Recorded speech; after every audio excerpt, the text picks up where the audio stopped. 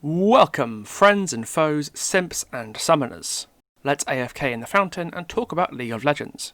Specifically about the newest champion and my less than complimentary thoughts about her lore, character design process, and the amount of damage Seraphine managed to do before she even hit live servers.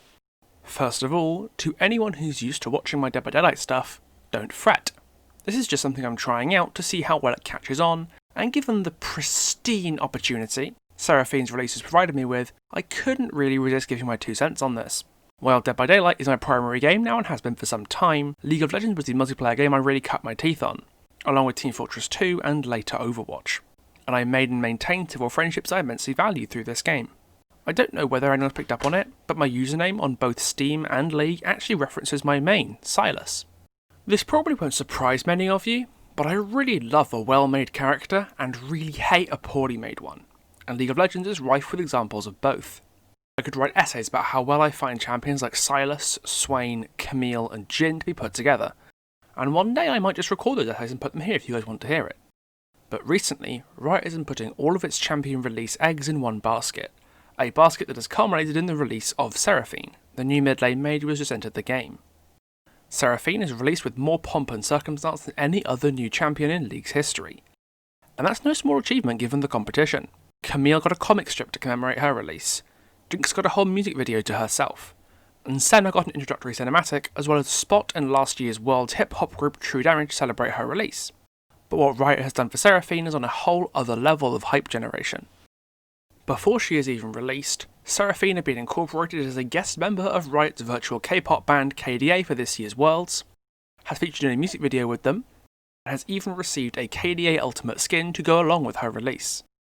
But the boldest move Riot's marketing team has made, and the one that has easily drawn the most controversy, is the management of a Twitter account for this champion and their aspiring musical career, which has birthed a massive following of die-hard Sera stans. On the surface, this sounds fairly harmless, even if people managing the account are actively encouraging the fans to interact with Sera as if she's a real person. But it really got creepy when the people pretending to be an actual musician started faking serious psychological problems such as depression and imposter syndrome, while still encouraging people to emotionally respond. I don't think this needs to be said, but masquerading mental illness on a social media platform and cultivating your following to respond to you as if it's a real person is manipulative and not okay. Scooch covered it better than I ever could in his video, The Most Cringe Thing Riot Has Ever Done, as to the ethics of this practice. So I'm going to direct you to him instead of me treading over his ground. So with so much focus, hype and attention by Riot directed towards Seraphine's release, something had to fall by the wayside. Something, somewhere had to give so Seraphine could take. So what I'd like to ask is, who lost out from Seraphine's release? And was it worth the trade-off? Enter Seraphine's direct predecessor on Summoner's Rift, the Noxian marksman Samira. She hit live servers on September the 21st, just over a month before Seraphine did, to no particular fanfare. The most she had was a character release trailer showcasing her look and abilities, which is nothing but out of the ordinary for champions these days. But as Seraphine hype was starting to build up, I can't help but feel Samira was mostly ignored. A flash in the pan that would have gone totally forgotten, were it not for the fact that she released ball-achingly strong and became an instant ranked staple as a result. Frankly, I'm glad Samira released too strong, because right now, between Worlds news headlining players' attention, in which Samira is not playable, and the release of Seraphine dawning on the Rift, being a ranked ladder monster is pretty much all she's got going for her right now. If she'd have released as broken as she is, in a time where she was able to take and hold public attention, she'd be as maligned as other former solo queue monsters, like Silas, Akali and Aphelios. But because of everything else going on at the same time, it's become very easy for players to forget about her as soon as the ban phase is over. But let's look at Seraphine and Samira's stories and character designs for a second, and see for ourselves whether this disparity in popularity is justified. Let's take a fair look at both parties involved and see for ourselves whether Seraphine, and by extension Riot's marketing campaign that pushed her so hard to be a success, is guilty of treading on Samira's toes and stealing the spotlight that Samira deserved. The pertinent question is as follows. From the perspective of lore and design, which one is the better character? This court of public opinion is now in session. I wouldn't be too confident if I were you. Any reasonably impartial judge is bound to let me off. Well, absolutely. Who is the judge, by the way? Dead! I'm dead. Come on then, come on. It's over in 5 minutes. We can have a spot of lunch. Let us begin with a case for the prosecution. Samira, much like many of League's best written champions, is absolutely dripping with personality, and you don't have to read her lore to know that. Between her devil-may-care quips, acrobatic animations, and polished visual and sound design, she is built from top to bottom as the physical manifestation of the rule of cool. She both puts herself in huge amounts of danger that would be inconceivable to anyone else, and remains completely confident and self-assured, even in the thickest fighting, with constant affirmations that she's really enjoying getting stuck into a good scrap. This is reflected in her gear. Her combination of short-range guns and a melee weapon is something no other ranged carry has, that emphasises her love of being close to danger. Her tattoo sleeves highlight her personal blend of recklessness and stylishness, and her eye patch affirms she's willing to take a few lumps for the joy and thrill of the fight. It would be very easy for Samira's designers to leave her personality there, as a crazy awesome but fairly flat, I like fighting because fighting is fun character, kind of like Cloud or Jinx. But they decided to go one step further and actually turn this Rule 63 Dante-looking ass into a fully fledged character with some deep motivations, supported both by her bio and her voice work, performed by the ever-talented Emily O'Brien, who also did the voice lines for Camille. Her backstory sets her up as a refugee from Shurima, who ran in with her family to Noxian Port City at the age of 14, after devotees of Zerath attacked their home and massacred their people. Not only does this give us a unique perspective on Noxus, namely that of a foreigner who willingly joined up with the Empire, but it also gives Samira a darker, more tragic undertone behind her blasé attitude and daredevil antics. Since she regretted not fighting back when Zerath followers ransacked her home, her love of thrill-seeking and dangerous scrapes might be a form of survivor's guilt, as she tries to make up for the time she fled by always picking a fight and never running away again. It might also be symbolic of her desire for freedom and resistance to the restraints imposed by others, since the few times she gets genuinely serious in her voice lines is when addressing Shurima's former tyrant Azir and current tyrant Zerath. Let's compare this to Seraphine's lore and design. My first criticism of Seraphine's visuals are just how deceptive they are. Her lore suggests that she's some balance point between Piltover and Zorn, over which the two sides can come together, but her aesthetics suggest she's 100% Piltover. I wouldn't have known she had anything to do with Zorn just by looking at her. I know her look is supposed to resemble the pop stars of the modern day, but she looks ostentatious even by Piltover's extravagant standards, and she has none of Zorn's austere functionality or its Brit-punk-like counterculture aesthetics. Even her technology puts all the emphasis on glowing hex tech, shiny polished brass and elaborate trimmings that stink purely of Piltover, and not of Zorn at all. The glitzy extravagance of pop music doesn't suit Runeterra, but especially doesn't suit Zorn, and Riot has known this for many years now. We haven't had a new Zornite champion since Echo 6 years ago, and every time Zorn has been alluded to since then, it's been alongside clear musical clues. Clearer perhaps than any other region in Runeterra. Listen to Urgot's music that came with his rework.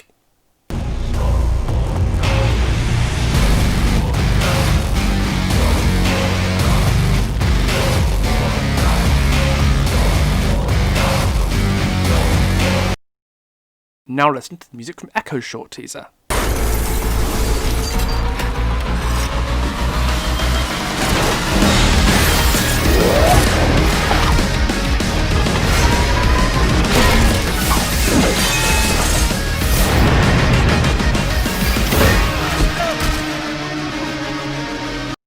Now listen to this bit from Get Jinxed. Wanna join me? Come and play, but I might shoot you in your face. Bombs and bullets will do the trick. What we need here is a little bit of panic. Do you ever wanna catch me? There's a very clear musical theme that pervades these tracks. The heavy guitar emphasis and deep, throaty rhythms of rock music. This isn't just a design choice by Riot, it's also a thing in universe, as displayed by the Legends of Runeterra card Chempunk Shredder. With a general aesthetic design that calls back to the punk rockers of the 70s and 80s, rock music and its themes are one of Zorn's defining characteristics, and attempting to make Seraphine their musical representative and have them coming out in droves to support her would be like Selena Gomez trying to channel the spirit of Eddie Van Halen. It would just be wrong. Much like Seraphine herself, it wouldn't ring true. Okay, so Riot may have made a slight misstep in trying to bring pop music to Zorn, or even to Runeterra as a whole. But that doesn't stop Seraphine herself being an interesting character worthy of being Riot's new golden girl, right? Right? Ha! No! For one, Seraphine's KDA marketing via her Twitter feed, which is how she generates such a sizable fanbase, doesn't really paint the story of a very exciting person. The crux of the images and tweets we see appear to be relatability. The idea that Seraphine could be just like any of us reading these tweets. By evoking common ideas and emotions, this encourages people to respond emotionally to Seraphine's tweets and creates a parasocial relationship, with the illusion that Seraphine and the reader are effectively the same person. The prominent word here being illusion. Seraphine isn't like the rest of us, because unlike the rest of us, she's a character in a video game, which means that being completely a run-of-the-mill person with nothing to differentiate her from the average Joe isn't really good enough. Riot wanted you to believe, subconsciously or otherwise, that Seraphine was real, and it's a testament to their marketing skill that many people did and still do. But if you explicitly reject the notion of Seraphine being real, there's honestly nothing remarkable about her at all, and you begin to wonder why they even bothered creating her, if there's nothing remarkable beyond the illusion of her existence. I know Silas isn't real, but I still relate to his character because I relate to feeling bitter and angry at the sight of injustice and inequality, only to be told that my anger at those injustices make me just as bad as those perpetrating them. A well-written character doesn't have to fool you into thinking they're real to get you to relate to them. But that is what Seraphine's marketing team felt necessary to sell their character. Seraphine also falls victim to a problem that many characters in the modern day have when the person, or more likely corporation that writes them, tries to make them relatable. The curse of the omnipotent protagonist. Her goal is quite clear: to bring people together with her music and turn discord between Piltovans and Zornites into harmony. But there's nothing substantial stopping her from doing that. Everyone who listens to her is immediately completely won over, without her having to put any effort in. She has no meaningful critics, people who seem to dislike her, no competition to steal her spotlight, and no obstacles preventing her from performing. When the main goal of your character is very easy for that character to achieve, it trivializes it, removes any stakes, and demolishes our emotional investment in that character's journey. Samira's character works because her goal is not a fixed point, but a constant state of thrill-seeking that she chases tirelessly, knowing she'll never be satisfied to stop and settle down. So we're excited to follow her on her adventures. Seraphine's goal being so simple for her to do means there's basically no point staying interested in them, because their outcome is effectively predetermined. The core of her character fundamentally doesn't work. Thus rests the case for the prosecution. During the court's recesses preparation for the defence, I'd just like to remind you all that as a small creator, whose videos are typically on the longer side, the algorithm is not kind to me, and as such, each individual response means a lot to me and for the channel. So if you're not subscribed, please do so for more lore and story content. Like the video if you feel like it, tell me how much you hate me in the comments or whatever you really want to do, because, let's face it, I'm not your mum, I can't tell you what to do. Now that's out of the way, let's get back in the courtroom and hear the case for the defence. While researching this video, I had in mind that I was going to make a snarky joke here, and wrap it up, concluding that Seraphine was an irredeemable waste of space who stole Samira's thunder. But I'd like to draw your attention to the place where Seraphine's lore actually outclasses Samira's quite considerably: their colour stories. Seraphine's story covers her performance in the Entresol layer between Piltover and Zorn, and while it doesn't cover up the serious problems that her lore already had, it does make for a pleasant read and give her some much needed depth. By going more in depth into the nature of her magic, Standing Room Only shows us why her goal of unifying people through song is so easy to do without making her seem overpowered in any way. It does this by introducing an internal conflict, which wasn't really done justice in her bio as she battled against her own self-doubt. Admittedly, she never really has a reason to doubt herself, hindering her impact somewhat, but it's believable all the same. The most enchanting part, though, is easily the language. Just look at this opener. Zorn and Piltover sing to one another. The refrains are full of old wounds, and injustice, and pain. I think it's just me that can hear it, but we all feel it. A hum at the back of everyday life, pushing both Zornites and Piltovans into strident discord. You can't deny that's just gorgeous. Daniel Coots, hats off to you, man, because this story can be genuinely poetic at times, and you can see the craftsmanship that went into putting the pieces together. Look, I'm not saying this is some one-of-a-kind masterwork of storytelling, because League has some excellent stories out there. This isn't on the level of something like The Lost Tales of Orn, Camille's story The Weakest Heart, or anything they've written about Silas, but it's a very strong story, which is remarkable given how little interesting stuff Coots was left to work with. Compare this with Samira's story Daredevil Impulse, which left me sorely disappointed upon finishing it. Samira, along with every new character introduced to the story, was flattened down into a one-note narrative function with no depth or complexity, which, given the potential for character exploration Samira has, is a damn shame. The plot was sparse, with no clear idea of what Samira was actually doing on her mission, and the only interesting plot-relevant goal, the Null Child, was discarded within seconds of the reader learning it even existed. All the characters are flat and one-dimensional and jump in and out of the story to be useful to Samira at any time, with no ability to actually get any depth. The worst part though, by a long shot, is the dialogue. I'm guessing this writer watches a lot of anime, since they seem to think fights begin with 10 minutes of both sides standing still shit-talking each other, and giving away exposition before actually coming to blows. And then they stop again after every sword swing and gunshot to shit-talk or exposit a little bit more. It really didn't help maintain the willing suspension of disbelief when you realise that so much of the dialogue was shoehorned the way it was, so that Samira could get off a particularly witty barb. Just look at this shit. What are you? Samira raised an eyebrow. What I am is the last thing you'll see. What are you? Is a really stupid question to ask a person, when who are you is way more natural. The only reason they said, what are you? Is so that her snappy comeback would make sense. And it's not even a good comeback. So they've butchered the dialogue in an unrealistic and clunky way to make a joke that wasn't funny, and continue to butcher the dialogue in a unrealistic and clunky way. Nice going. And this is pretty constant throughout the story. This makes it feel like the work cuts corners regularly and is focusing too much on the action that the writer perceived to be important, which would be more excusable if said action were properly paced. But the bit that rankled me the most about the corner cutting was that not only is the story inexplicably named after her passive, but several of Samira's voice lines from the live game are just repeated without context or meaning in the story. The whole affair just screams lazy, and that's the one feeling you absolutely cannot associate with a character who's all about the excitement, who cannot afford to have pacing issues that this story is ridden with. So maybe I was a bit hasty when disregarding Seraphine so strongly. Sorry. I'm so sorry. Maybe the right story for Seraphine was there all along, but her base lore just didn't fully express it. Maybe all the attention Seraphine got was actually deserved. My verdict is... Hold it!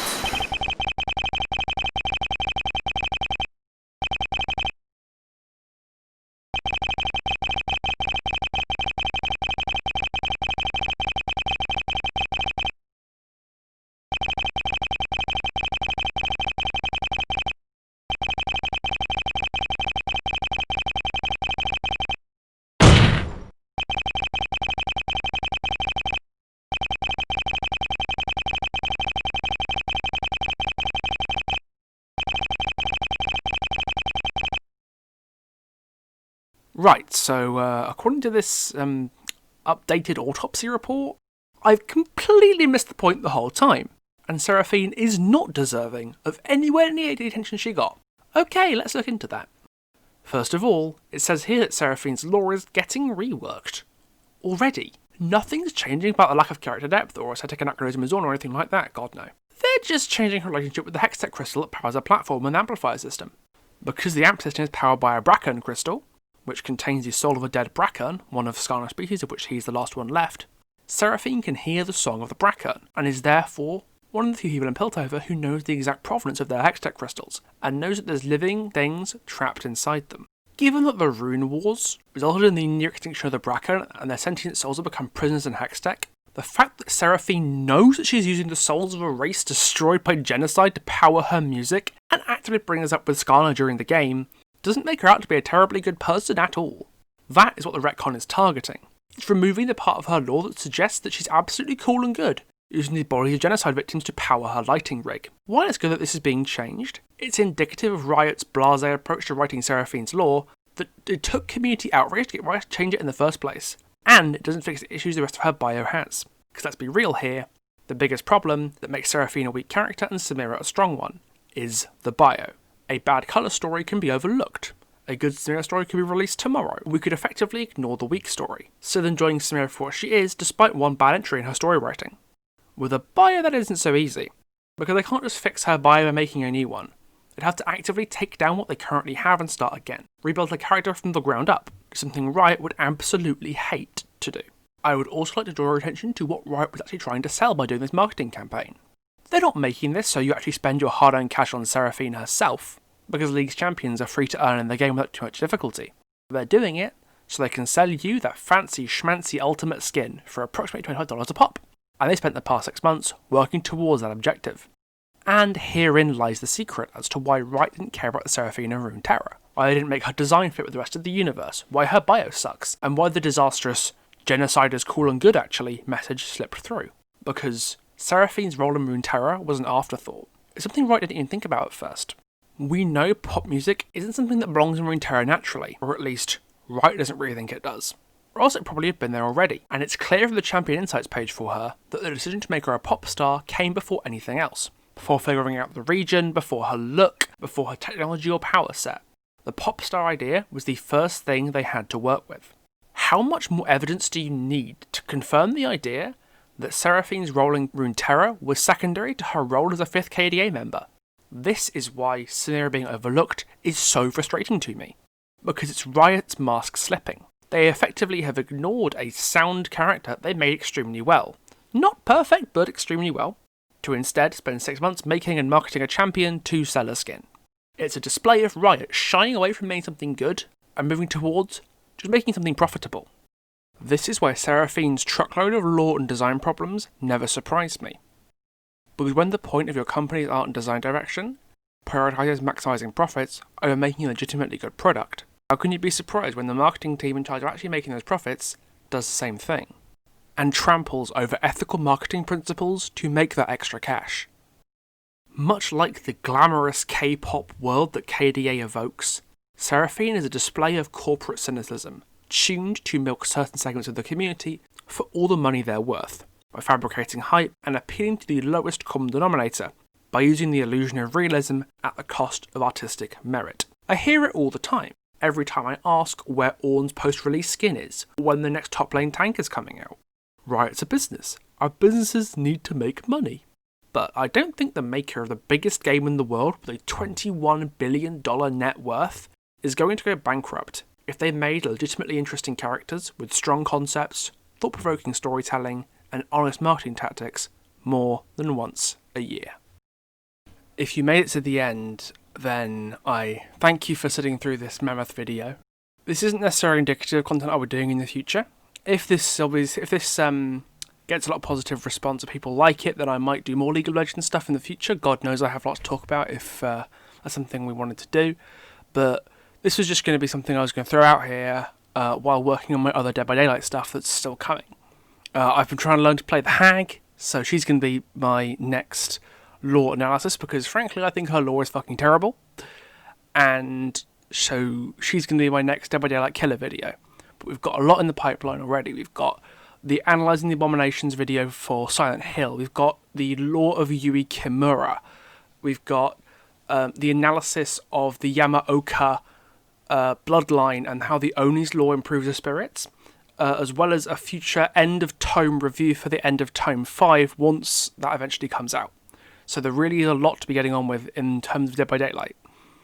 And if you like this League content, if you want to hear more League of Legends stuff from me, then please do subscribe. Let me know which champions, which stories you all want me to cover. I know the League story market is a little bit saturated, but I'd welcome any input. So I guess that's all from me. So thank you.